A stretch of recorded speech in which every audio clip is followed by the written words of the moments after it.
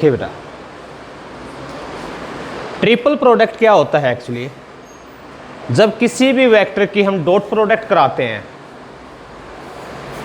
किसके साथ, cross product of other two vectors के साथ। यानी कि जैसे तीन वेक्टर आपको दे रखे हैं, A vector, B vector and C vector.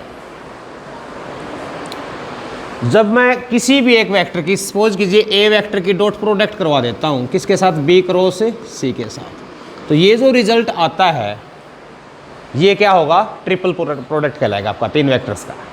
ठीक है, इसका जो रिजल्ट आएगा ओवरऑल वो क्या आएगा, एक स्केलर क्वांटिटी आएगी। ये आपका आएगा स्केलर क्वांटिटी, क्योंकि देखिए बी क्रॉस सी क्या होता है, एक वेक्टर क्वांटिटी होती है ना, क्रॉस प्रोडक्ट आपका एक वेक्टर क्वांटिटी होती है। जब मैं इस वेक्टर को डॉट कराऊंगा किसी दूसरे वेक्टर के साथ तो स्केलर प्रोडक्ट हो जाएगा। तो इसका जो नाम है, जो ट्रिपल प्रोडक्ट मैंने कहा है, इसको स्केलर ट्रिपल प्रोडक्ट भी बोलते हैं, स्केलर ट्रिपल प्रोडक्ट, क्योंकि जो रिजल्ट आना है वो आपका एक स्केलर क्वांटिटी आएगी। ठीक है बेटा, देखिए जैसे मान लीजिए बी क्रॉस सी आप निकालते हैं, बी क्रॉस सी आप डिटरमिनेंट फॉर्म से निकालेंगे बेटे, आई कैप जे कैप के cap, B1 B2 B3 C1 C2 C3। यही होता है ना, जो फर्स्ट रो आपकी होती है वो यूनिट वेक्टर्स की होती है, आई कैप जे कैप और के कैप की, और फिर सेकेंड रो जो आगे है उसकी पीछे होगा उसकी थर्ड रो बनती है। ठीक है, अब इसके साथ मैं आपका क्या करा रहा हूँ, ए वेक्टर का करवा रहा हूँ डॉट, यानी कि ए वेक्टर डॉट बी क्रॉस सी। तो ये आपके पास क्या आएगा, ए वेक्टर जैसे क्या था आपका, A1 आई कैप, A2 जे कैप, A3 के कैप। डॉट कराएंगे, डॉट किसके साथ कराना है हमें, जो आपके पास डिटरमिनेंट है आई जे के cap, B1 B2 B3 C1 C2 C3 कराएंगे। और जब डॉट प्रोडक्ट हमने आपको बताया था तो ये कहा था कि आई वालों के साथ, जे वालों के साथ और के कैप के साथ मल्टीप्लाई होता है। वाई, बिकॉज बाकी के साथ जीरो बन जाएगा आपका। ठीक है, आई की जे के साथ करोगे तो जीरो हो जाता है। तो जब मैं इनकी प्रोडक्ट कराऊंगा तो ये रिजल्ट क्या देगा आपको, आई की आई के साथ, तो I1 आई डॉट आई, तो क्या बन जाएगा ये आपके पास A1 A2 A3 B1 B2 B3 C1 C2 C3। यानी कि जो ट्रिपल प्रोडक्ट मैंने यहाँ पे लिखा है उसका फाइनल रिजल्ट जो आपका डिटरमिनेंट फॉर्म में आएगा वो ये आएगा। अब ये एक डिटरमिनेंट है, इसको सोल्व करना आप बखूबी जानते हैं, कर सकते हैं ना सोल्व, इसको एक्सपेंड कर सकते हो आप किसी रो के लोग या कॉलम के लोग। ठीक है, आंसर आ जाएगा आपका। इसको लिखने का तरीका क्या है कि जैसे ये जो है, ये इस जो ए डॉट बी क्रॉस सी है, इसको हम लिख सकते हैं ए वेक्टर, बी वेक्टर और सी वेक्टर। ठीक है, इस तरह से रिप्रेजेंट हम इसको कर सकते हैं। इसका मतलब क्या होता है आपका, A dot B cross C, triple product को ये आपको डिनोट करेगा। इसके अंदर कोई फर्क नहीं पड़ेगा इस रिजल्ट का अगर मैं ऑर्डर को सेम रखूं, यानी कि साइकिल बनाते हैं A B C and so on. अगर ऑर्डर को आप चेंज नहीं करते हैं तो कोई फर्क नहीं पड़ेगा आपका। जैसे कि अगर मैं यहाँ कहूँ C कर दूँ, C के बाद आपका A आता है तो आगे B वेक्टर, तो इसका रिजल्ट भी आपका सेम होगा, ये वैल्यू भी आपकी सेम आएगी। ठीक है, और अगर मैं इसको कहूँ कि B vector C vector A vector, तब भी ये रिजल्ट क्या रहेगा, सेम रहेगा। आई मेरी बात समझ में? क्यों? क्योंकि देखिए आप क्या करते हैं, यहाँ पे आप डबल इंटरचेंज कर रहे हैं। एक बार जैसे मान लीजिए आपने बी सी को इंटरचेंज किया, ठीक है, बी आ गया आपका लास्ट में, सी आ गया आपका बीच में, फिर आपने क्या किया, ए और जो पीछे बी आया है उसको इंटरचेंज किया।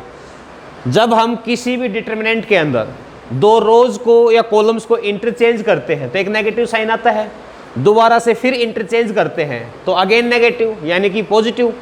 तो कोई फर्क नहीं पड़ेगा ना इस डिटरमिनेंट के ऊपर, बता सकते हो।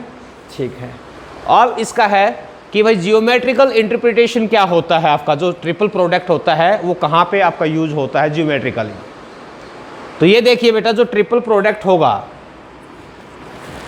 मान लीजिए ये एक पैरेललोग्राम है, ये आपका ए वेक्टर है, ये क्या है आपका बी वेक्टर है, ठीक है।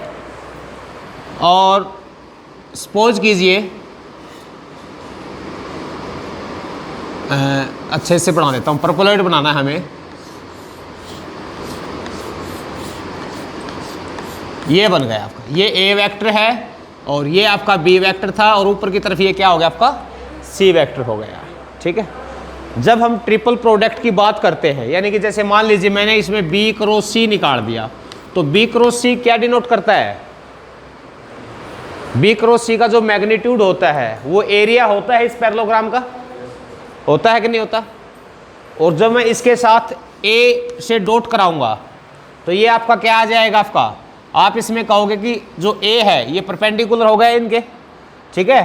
तो ये आपकी हाइट बन जाती है, height into base area, height into base area. या ये कहिए कि ए बी का मैंने क्रॉस करा दिया, सी की डॉट कराऊंगा तो ये बेस हो जाएगा। तो base into height, base area into height क्या होता है? किसी भी चीज़ का बेस एरिया इनटू हाइट क्या होगा? ये रूम है आपका, ये भी अपने आप में एक परपोलॉइड है, ठीक है। इसका बेस एरिया हो गया लंबाई गुना चौड़ाई, अगर हाइट से और मल्टीप्लाई करूंगा तो क्या बन जाएगा?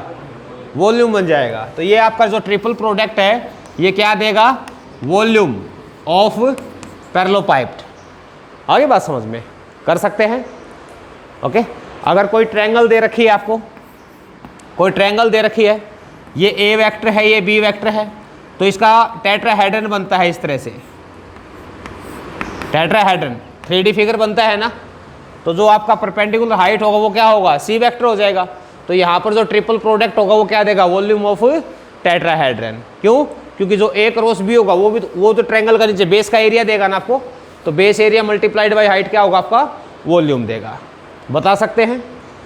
एक और इसका जो है सिग्निफिकेंस है, और वो क्या है देखिए, मान लीजिए आपने बी क्रॉस सी किया, दो वेक्टर्स का आपने क्रॉस किया, इस प्लेन के अंदर दो वेक्टर थे, ये बी वेक्टर है, ये सी वेक्टर है, ठीक है।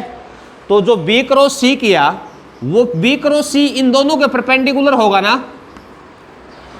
क्रॉस प्रोडक्ट जो होता है दो वेक्टर्स का वो क्या होता है? परपेंडिकुलर होता है दोनों वेक्टर्स के।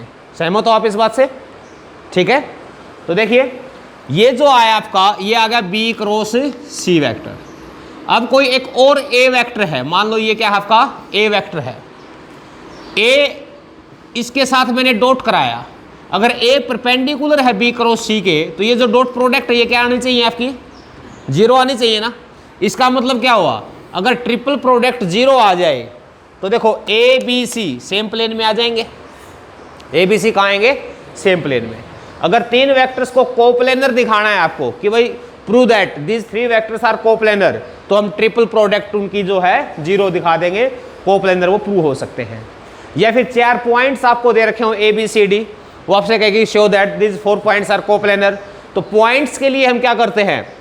वेक्टर्स निकालेंगे, पोजीशन वेक्टर निकालेंगे। जैसे A B C D 4 point दिया, A B vector, A C vector, A D vector, 3 vector आ जाएंगे ना। और तीनों वेक्टर्स का जो ट्रिपल प्रोडक्ट होगा अगर वो जीरो आया तो हम क्या कह देंगे? भाई ये जो है आपका कोप्लेनर होंगे। ठीक है, कर सकते हो ना। जैसे ये क्वेश्चन दिया है आपको, इसका मतलब क्या होता है? ये आपका स्क्वायर ब्रेसेस के अंदर जैसे मैंने अभी बताया था कि ए वेक्टर, बी वेक्टर और सी वेक्टर तीनों डिफरेंट वेक्टर है ये।